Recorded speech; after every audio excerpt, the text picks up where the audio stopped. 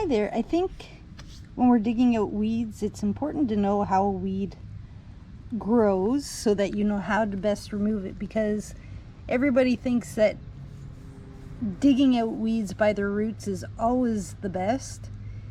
In some cases it is, but in other cases you don't want to be doing that.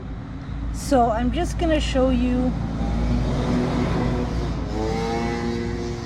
how different weed roots grow, and you'll know how to dig them out of your garden, or the best way to remove them if it's not going to be digging. So I'm going to start with this, which is Creeping Charlie. It's part of the mint family, and if you see, it grows from one major set of roots, and from this part of the plant it sends out these little runners, and each of these runners, when they send out, will create a new root system, which if left long enough will turn into a big root system like this and have major plant, and then this guy will have a whole bunch of little guys growing off of it. So for this, it's not a deep root system. It's a little bit more like turf grass, but because it attaches in so many spots, it can be tricky to remove. But you want to dig out the big root clumps like this, and once you lift them up, you can usually lift these guys and just pry these roots. These roots, they may grow back, but at least you won't have all this covering the area that maybe you want covered with grass or flowers if it's in your garden. So for Creeping Charlie, it's best to dig it out. And with all weeds, any kind of plant you don't want, it's always best to remove it before it goes to seed or to flower, depending if you like the flower on the plant. But if you don't want it and you don't want it to have babies, remove the plant before it goes to seed. So Creeping Charlie, use a shovel to dig up as much as you can of the roots. You can try to pry these up or use a small trowel to get the roots. So next we have a regular dandelion. This will grow one long deep root. This is a very immature dandelion. It's a baby dandelion. This seems to be the biggest root, which would probably take over and go very deep into the ground. And this is the part that when we dig it out, even that it breaks here. New plants can grow from that if they're well established, but each time you dig them up, they're going to get weaker and weaker. So eventually it would stop growing, but it would take probably a few or more than a few tries. So this, again, best to get with a shovel, dig down around the plant and try to lift out as much of the root as possible. Just breaking it off here will cause more and more, well, it'll cause the plant to just grow back up. Sometimes if it's around roots of trees or really hard to dig areas, I will break them, but again, it's just not ideal, but it will deplete nutrients from getting to the roots, and the plant won't have a chance to go to seed, and so won't cause new plants to grow. So shovel, dig these ones out. So this guy looks a lot like a dandelion. I'm not sure the name of it, but there's definitely a difference in between these and dandelions if you see them in your garden, but they don't grow the same way underground.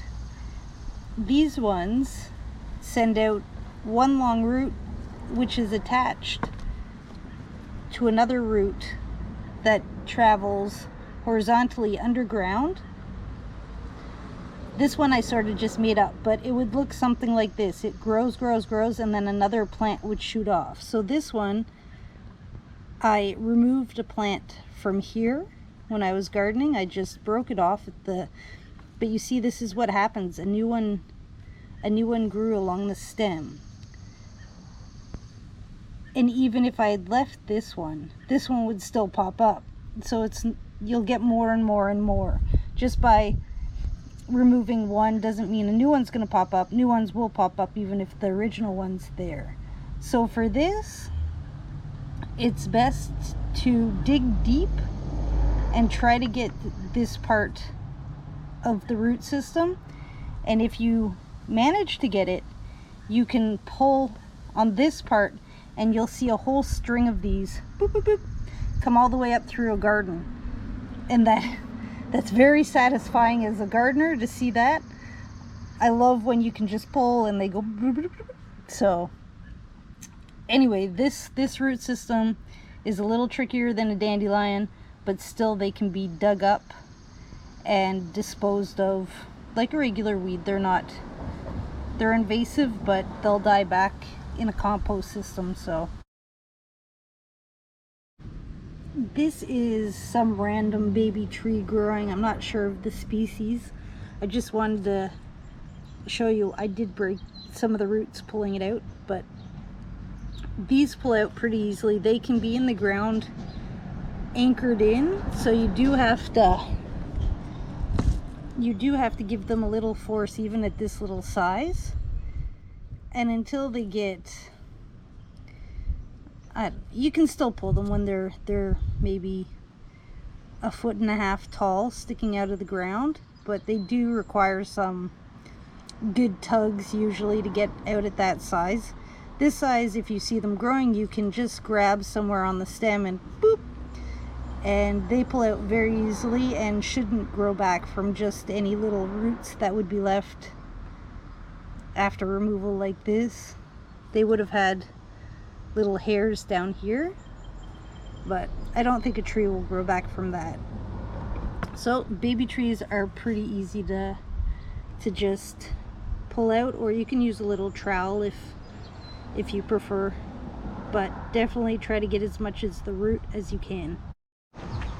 And although not a weed, this is yarrow. It's white yarrow. It's native to where I'm from, near Montreal, Quebec. It is a fantastic plant.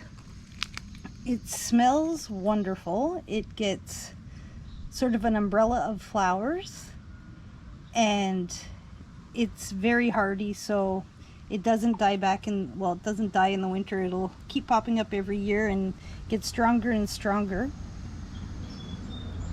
I thought I would mention this because it also has a root system, and we call it a rhizome root system, where a plant will grow from major roots like this, a major root ball, much like the creeping Charlie, and like the last weed, it will, and like other weeds, it will grow shoots underground and new plants will pop up off of an existing root system. So if we look here, you see he's getting another little baby right at the base, and this is the plant. I know this is very big right now. It's about 2 feet, 2.5 feet long. But this can also be used for ground cover to replace your grass. So a traditional turf lawn has a very shallow root system, and in times of drought, the lawn will turn yellow because the roots don't go deep enough to reach any of the water that's further deeper in the ground. But yarrow, the root system does go deeper, so when it's in a garden, when it's planted, it stays green long after grass has turned yellow. Now this one is 2.5 feet tall, and it's because I haven't cut it at all this year. It was growing in a garden. I just dug it out to show you how the roots are. And if we go take a little quick walk to my yard where everything is green, green, green. Different shades of green, but everything's green. If we go over to the light green area, this is all yarrow. This has taken over the lawn. It's super soft. It smells good when you mow it. It withstands a lot of traffic. I have a dog who loves to play. It doesn't get eaten by grubs, so we don't have any bare patches from grubs here. Over this little section, it was eaten by grubs earlier in the spring, so the creeping Charlies moved in. Creeping Charlie with their little purple flower has moved in, but the yarrow's gonna come and hopefully beat out the creeping Charlie. So if you're wanting a replacement that will withstand drought, a lot of action, and less maintenance than a traditional lawn, but you still would need to mow it, then I would recommend yarrow for that. And like I was saying, with the root system, you'll get a big clump and it'll send shoots out, which will start new plants. And also, if you let this, once it finishes flowering, if you let it go to seed, seeds will spread too and help grow new yarrow and help you have a green space outside. And this is Vetch, V-E-T-C-H. It's a vine kind of plant.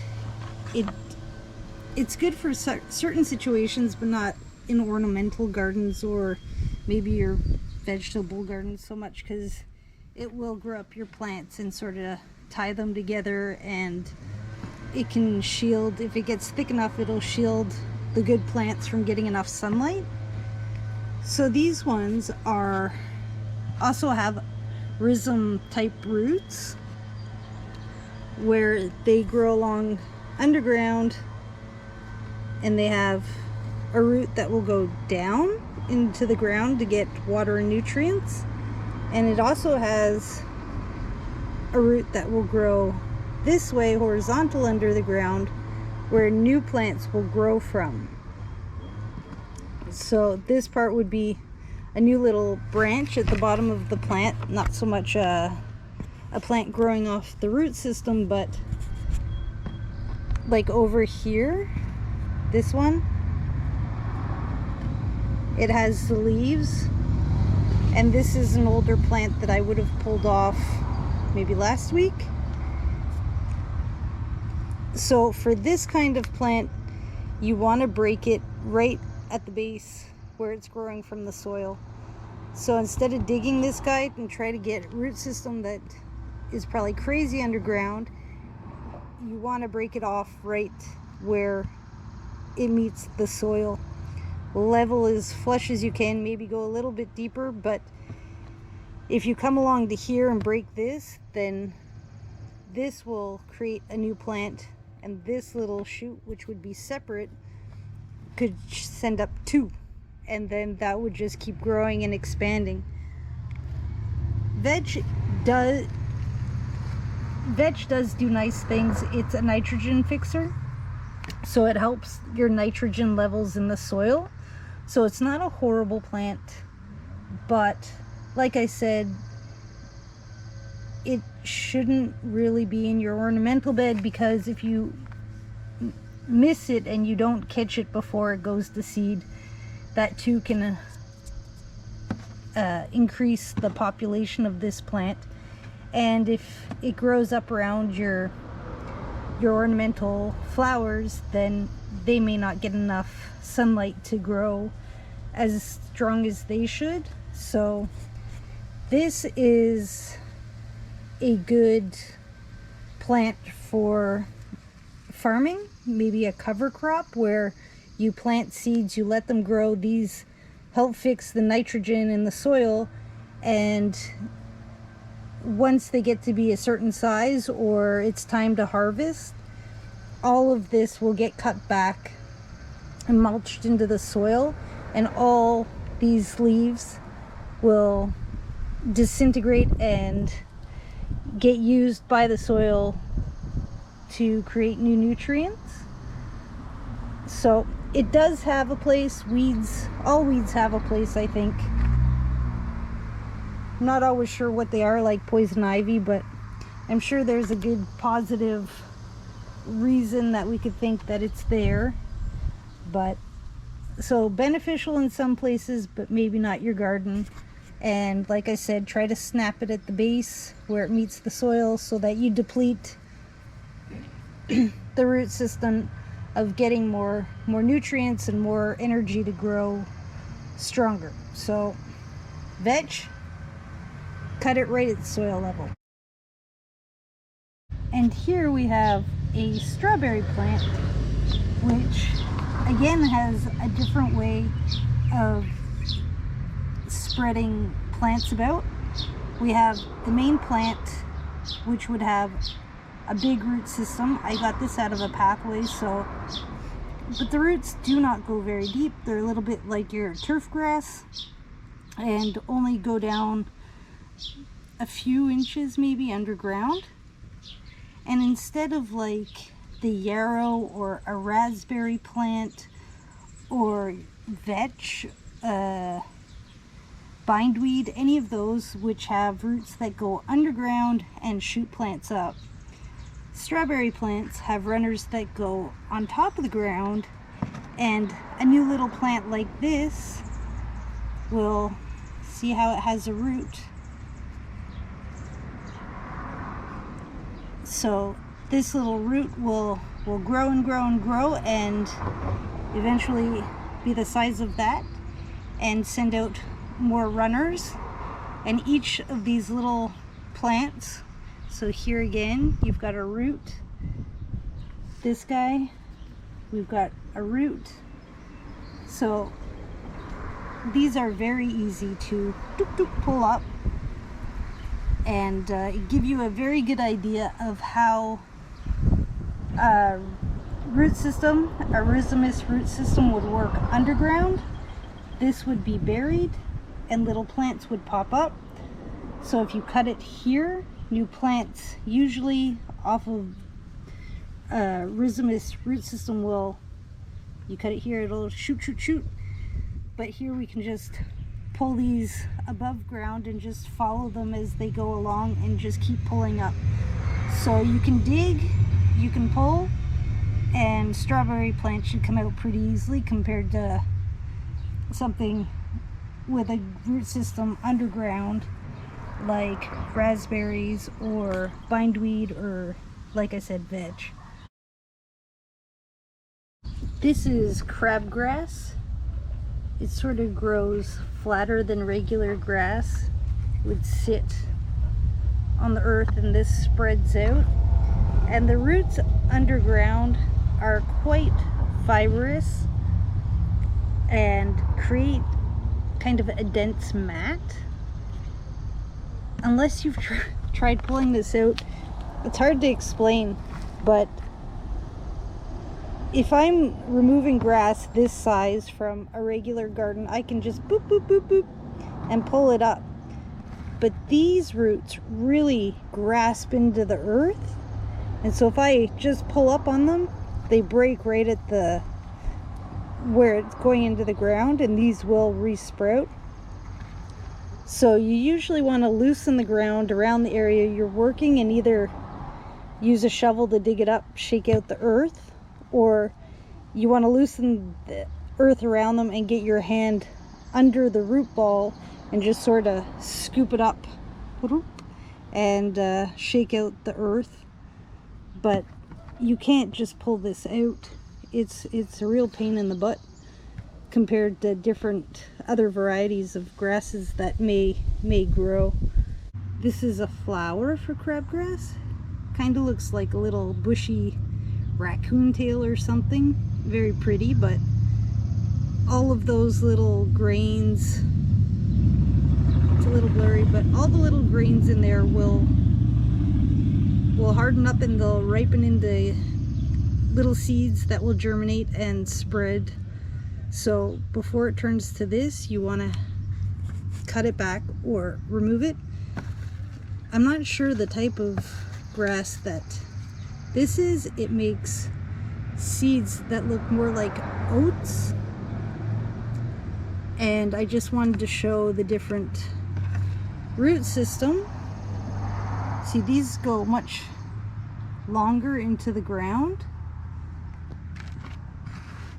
and they're not as dense. So if I just take this, sorry, see, even outside it's hard to separate them all. They make a very dense mat.